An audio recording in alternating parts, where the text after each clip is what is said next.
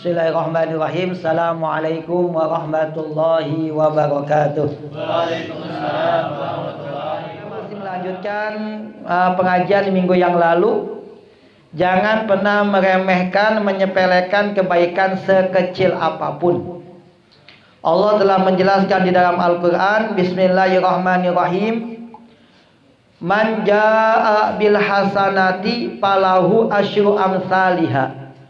Wa man jaa bis sayyiati fala yujza illa mithlaha wa hum la yuzlamun. Wa qala aydan in ahsantum ahsantum li anfusikum wa in asatum falaha. Yang mana artinya adalah Allah telah menjelaskan man jaa bil hasanati falahu asyru amsalihha. Siapa yang melakukan hasanah, satu kebaikan, satu amalan, satu kebaikan. Siapa yang melakukan satu kebaikan, falahu asyru amsalihha, maka baginya 10 pahala kebaikan. Ini janji Allah kepada kita sepada hambanya. Siapapun hambaku yang melakukan satu kebaikan, aku pasti akan membalasnya dengan 10 pahala kebaikan. Kita melakukan satu kebaikan, satu aja kebaikan Allah balas dengan 10 pahala kebaikan. Itu minimal. Wa man jaa bis sayyiati fala yujza illa mithlaha wa hum la yuzlamun. Dan siapa yang melakukan satu maksiat, satu dosa, maka tidak akan dibalas kecuali dengan balasan yang setimpal. Wahum la yuzlamun, dan sedikit pun hambaku tidak akan pernah dizolimi. Jadi ayat ini menjelaskan kepada kita satu kebaikan yang kita lakukan, satu amalan yang kita amalkan, yang kita lakukan, itu minimal Allah balas dengan 10 pahala kebaikan. Minimal 10, bal ila sab'i mi'ati dipin. Bahkan Allah akan membalasnya sampai 700 pahala kebaikan. Bal ad'afan katsirah. Allah akan membalasnya dengan pahala yang berlipat-lipat, pahala yang berlipat ganda. Tidak ada yang tahu balasannya, batasannya kecuali hanya Allah Subhanahu wa ta'ala. Jadi ini ada janji Allah. Satu kebaikan, satu amalan yang kita lakukan lillahi ta'ala, minimal Allah balas 10, bahkan sampai 700, bahkan sampai bilangan yang tidak ada tahu. Tidak ada yang tahu jumlahnya, hanya Allah. Maka sekecil apapun kebaikan, Allah pasti akan membalasnya. Berbeda dengan dosa. Kita melakukan satu dosa itu cuma dibalas 1. Kita melakukan satu maksiat, satu dosa, satu kejahatan, Allah itu akan membalasnya cuma 1 balasan. Bahkan ada hadis, dalam hadis sahih dalam kitab Riyadhus Shalihin, Abu Zakaria Yahya bin Syaraf An-Nawawi Ad-Dimashqi dalam kitab Riyadhus Shalihin, hadisnya muttafaq alaih. Siapa yang berniat, punya niat, ini niat doang. Siapa yang berniat melakukan satu kebaikan, baru niat saja, dia pengen melakukan satu kebaikan, kemudian tidak terjadi, tidak kesampaian niat tersebut, baru niat doang, maka Allah catat 1 pahala. Jadi kita berniat pengen melakukan satu ibadah, pengen sholat duha. Kita mau sholat duha, ada tamu datang.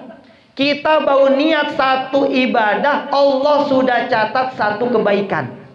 Belum melakukan, sudah dicatat 1 kebaikan.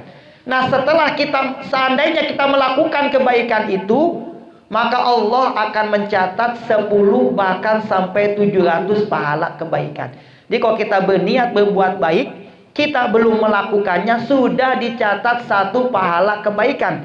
Seandainya kita melakukannya, maka Allah akan balas 10, bahkan sampai 700 pahala kebaikan. Berbeda dengan dosa. Kebalikannya dengan dosa. Kita berniat ingin melakukan satu maksiat, satu dosa, kita baru niat doang, belum kita lakukan, itu tidak dicatat dosa. Namun ketika kita melakukannya, kita melakukan dosa tersebut, Allah catat cuma 1 dosa buat kita. Masya Allah. Kita berniat satu kebaikan, belum melakukan sudah dicatat satu kebaikan. Ketika kita melakukannya, Allah balas 10 sampai 700 pahala. Kalau kita berniat melakukan dosa, baru niat saja, kita belum melakukannya, itu tidak dicatat dosa. Namun ketika kita sudah melakukannya, Allah hanya mencatat satu dosa buat kita. Masya Allah. Maka jangan pernah meremehkan kebaikan sekecil apapun. In ahsantum, ahsantum li anfusikum. Kebaikan yang kamu lakukan itu faidahnya, manfaatnya akan kembali kepada diri kita masing-masing. In ahsantum, ahsantum li anfusikum. Kamu berbuat baik, kamu yang akan mendapatkan kebaikannya. Kamu yang akan mendapatkan faidah dan kemanfaatannya. Kamu melakukan satu kebaikan, maka kebaikannya, kemuliaannya, kemanfaatannya itu akan kembali kepada dirimu. Apabila kamu melakukan satu dosa, dosa itu pun akan kembali kepada dirimu. Maka satu kebaikan yang kita lakukan, Allah pasti akan membalasnya. Jangan pernah kita menyepelekan kebaikan sekecil apapun. Wa naktubu ma qaddamu wa atharahum wa kulla syai'in ahsaynahu bi imamin mubin. Ini dalam surat Yasin. Wa naktubu ma qaddamu. Kami akan mencatat ma qaddamu, segala apa yang telah mereka lakukan di dunia. Segala apa yang mereka lakukan di dunia semuanya telah kami catat. Wa kulla syai'in ahsaynahu bi imamin mubin. Dan segala sesuatunya sudah kami tulis, sudah kami catat di dalam kitab mubin, di dalam kitab yang nyata, di dalam lauhul mahfuz. Maka kebaikan apapun yang kita lakukan, amalan yang kita lakukan di dunia, semuanya Allah catat, Allah tulis di dalam imamin mubin atau di dalam lauhul mahfuz. Maka jangan pernah meremehkan kebaikan sekecil apapun. Kemarin Imam Ali mengatakan, Imam Ali bin Abi Thalib, beliau mengatakan, adunya daru amal wala jazaa fiha. Dunia itu tempat kita beramal dan tidak ada balasan di dunia. Coba kita perhatikan, dunia tempat kita beramal. Kita sholat, kita puasa, kita ngaji, kita capek cuma di dunia. Di dunia bukan tempat balasan. Maka salah kalau kita sholat pengen dapat balasan di dunia. Salah kalau kita puasa, kita ngaji, kita berbuat baik pengen dapat balasan di dunia. Dunia itu tempat beramal, bukan tempat mendapatkan balasan. Wal akhirah daru jaza wala amala fiha. Dan akhirat itu adalah tempat kita memetik balasan, tidak ada amal di akhirat nanti. Kita capek, lelah, payah itu cuma di dunia. Karena dunia itu tempatnya capek. Adunya darul bala, adunya darul fitan wal mihan. Dunia itu tempatnya capek, tempatnya musibah, tempatnya ujian. Maka kita ibadah, sholat, puasa, ngaji, itu capeknya kita rasakan di dunia. Kita tidak mendapatkan balasan di dunia. Balasan daripada amal kita nanti akan Allah sempurnakan balasan itu ketika kita kembali menghadap Allah Subhanahu wa ta'ala. Kalau kita sholat ngarepin pahala di dunia itu salah. Kita lihat tetangga kok dia nggak sholat tapi rezekinya banyak. Dia nggak puasa, dia nggak pernah sedekah, dia nggak pernah berbuat baik, kok gampang rezekinya. Kita yang sholat, kita yang puasa, kita yang ngaji kok biasa-biasa aja. Karena kata Imam Ali, dunia itu emang tempatnya capek. Dunia itu tempatnya kita beramal, bersusah payah. Tidak ada balasan di dunia. Allah akan menyempurnakan balasan tersebut ketika kita nanti kembali menghadap Allah Subhanahu wa ta'ala. Adunya darul amal wal akhirah darul jaza. Dunia itu tempatnya beramal dan akhirat itu tempatnya kita memetik balasan. Paman lam ya'mal huna nadima hunaka. Siapa yang tidak beramal di dunia, maka sungguh dia akan menyesal nanti di akhirat. Maka capek-capeklah, susah payahlah, letih-letihlah di dunia, karena dunia tempatnya capek. Dan kita akan memetik balasan tersebut ketika kita kembali menghadap Allah Subhanahu wa ta'ala. La yughadiru shaghiratan wala kabiratan illa ahsaha. Allah tidak pernah menyia-nyiakan La yughadir saghirah wala kabirah. Yang kecil ataupun yang besar, amalan yang kecil ataupun amalan yang besar, semuanya tidak pernah Allah sia-siakan. La yughadiru saghiratan wala kabiratan illa ahsaha. Allah tidak pernah meninggalkan, Allah tidak pernah meremehkan, Allah tidak pernah menyia-nyiakan amalan yang kecil ataupun amalan yang besar.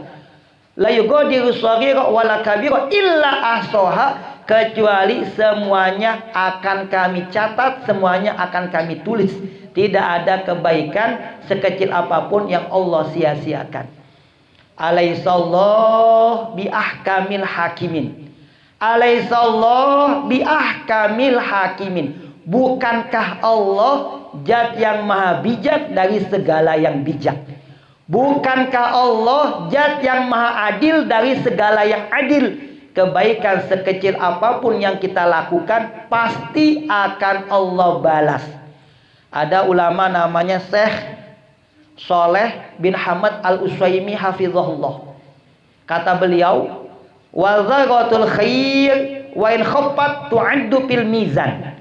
Fala tufarid fiha wa la tahqiranna minal ma'rufi syai'a. Wa rubba zaghatin kharaja biha sahibuha minan nar.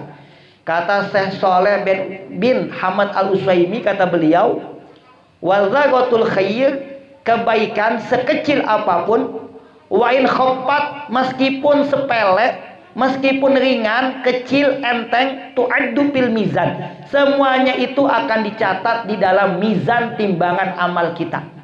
Pala tuparit pihak, jangan pernah menyepelekan sekecil apapun. Wala tahqiranna minal ma'rufi syai'a, janganlah engkau memandang sepele kebaikan sekecil apapun. Parubba zaratin kharaja biha sahibuha minan nar. Ada satu kebaikan sebesar biji zarah, biji sawi kecil nggak kelihatan, mungkin itu kebaikan yang bisa menyelamatkan kita, bisa melepaskan kita, bisa mengeluarkan kita dari dalam api neraka. Jadi satu kebaikan yang kita anggap sepele, bisa jadi kebaikan yang kecil itu yang bisa menyelamatkan kita, melepaskan kita daripada panasnya siksa api neraka. Jangan pernah meremehkan kebaikan sekecil apapun. Al kalimatut thayyibah shadaqah. Ucapan yang baik adalah sedekah. Kita bisa ngajak kepada kebaikan, kita bisa ngajak saudara kita, keluarga kita, tetangga kita untuk melakukan kebaikan. Al kalimatut thayyibatu shadaqah. Ucapan yang baik itu adalah sedekah. Maka jangan pernah meremehkan kebaikan sekecil apapun. Kebaikan yang kita lakukan selamanya di dunia ini tidak pernah akan sia-sia. Allah pasti akan membalasnya. Kita bisa berbuat baik kepada tetangga kita. Ada satu hadis dalam kitab Nasaihul Ibad Syekh Nawawi Al-Bantani. Ada hadis yang bunyinya, man qoma bihawa ijin nas fid dunya qadallahu hawaijahu fid dunya wal akhirah. Siapa yang memudahkan hajat seorang saudara, siapa yang memudahkan hajat saudaranya di dunia, yang memudahkan, yang membantu saudaranya di dunia, yang menolong saudaranya di dunia, qadallahu hawaijahu fid dunya wal akhirah. Allah akan membantunya, Allah akan memudahkan hajat-hajatnya, hajat dunia dan juga hajat akhirat. Kita baiknya di dunia, kita mau bantu saudara kita di dunia, Allah akan membantu dan menolong kita dunia dan akhirat. Kita berbuat baik di dunia, balasannya di dunia, apalagi nanti balasannya di akhirat, pasti Allah akan membalasnya. Ada hadis lagi yang mengatakan, man qada li akhihil muslimi hajatan kana lahu minal ajri kaman hajja wa tamara. Masya Allah. Siapa yang bisa memudahkan hajat saudaranya, bisa memenuhi satu hajat saudaranya, satu hajat saudara kita penuhi, itu kata Rasulullah, pahalanya bagaikan melakukan ibadah haji dan umrah. Kita bisa memenuhi saudara hajat kita, hajat saudara kita. Saudara kita lagi butuh, minjam uang, ada yang sakit, pengen rawat orang tuanya yang sakit atau apa, kita bisa memenuhi hajat satu saudara kita, itu kata Rasulullah kaman hajja wa tamara, bagaikan ibadahnya bagaikan melakukan ibadah haji dan umrah.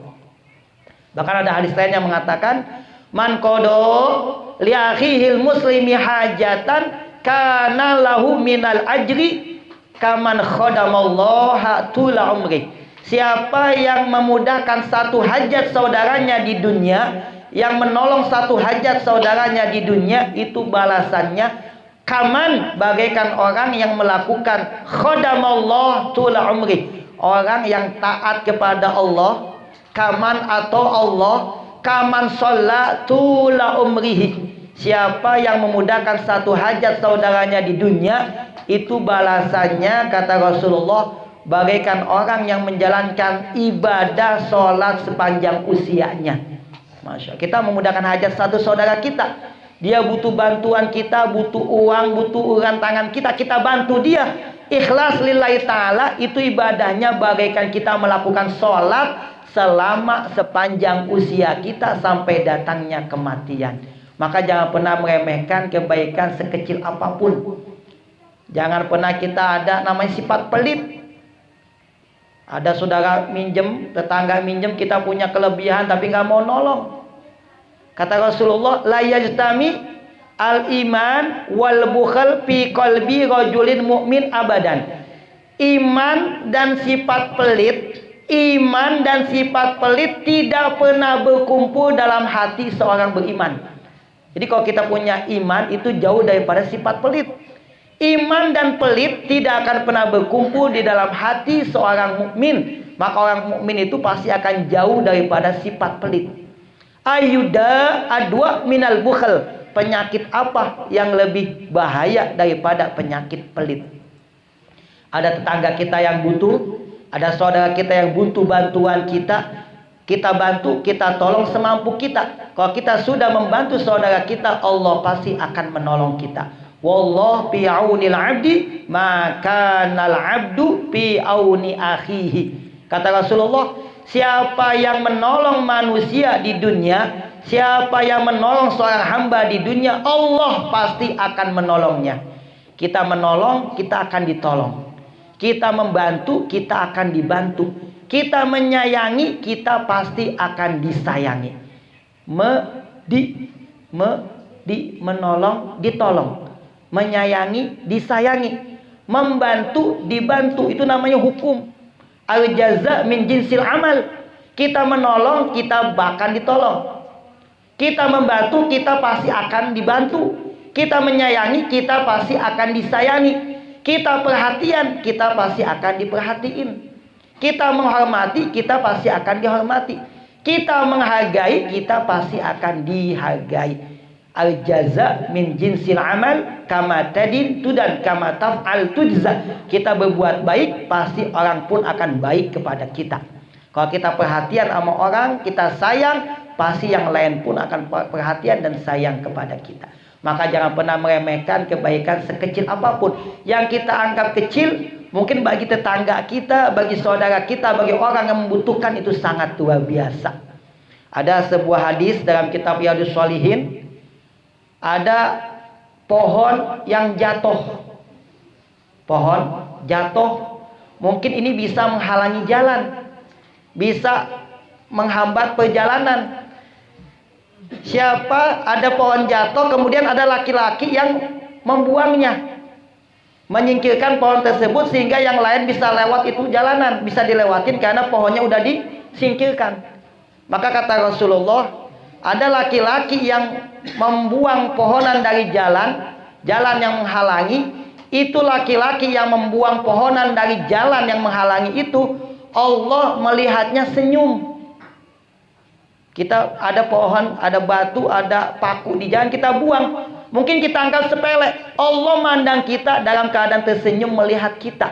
Mungkin dari itu sebab kita bisa selamat daripada neraka, masuk ke dalam surganya Allah. Maka jangan pernah meremehkan kebaikan sekecil apapun. Yang kita anggap kecil, sepele, tapi di hadapan Allah itu adalah amalan yang sangat luar biasa.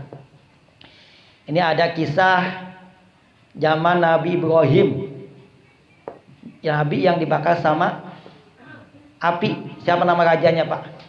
Raja Namrud. Raja Namrud yang bakar Nabi Ibrahim. Apinya kayak gunung gede. Ada zaman Nabi Ibrahim yang pengen dibakar sama Raja Namrud.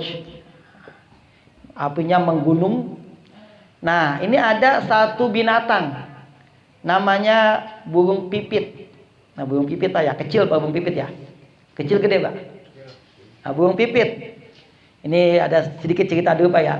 Ada burung pipit. Dia itu kecil. Ada api yang gedenya kayak gunung. Nah, dia itu punya kebaikan apa? Dia mengambil air sedikit demi sedikit, niatnya ingin memadamkan api yang membakar Nabi Ibrahim. Burungnya kecil, usahanya dilihat di situ. Nah, diambil itu air dikit-dikit. Ambil, siramin, ambil, siramin, ambil. Nah, yang lain melihat mentertawakannya, termasuk cicak. Ente ngapain burung pipit kecil kayak begini, kagak bakal padam itu api. Ente ngapain itu nyiramin api yang gede kayak begitu, gak bakal bisa. Burung kecil pengen madamin api yang kayak gunung, dia tertawain sama binatang-binatang yang lainnya. Ente ngapain capek-capekin aja, ngabis-ngabisin waktu sama tenaga, ente gak bakal bisa padam gunungnya, apinya kayak gunung. Ente buang pakai air kecil kayak begini, nggak bakal bisa. Apa kata pipit, burung pipit itu? Jangan melihat amalannya yang kecil. Mungkin usaha saya dianggap kecil, dianggap sepele, tapi Allah akan melihat, akan menilai.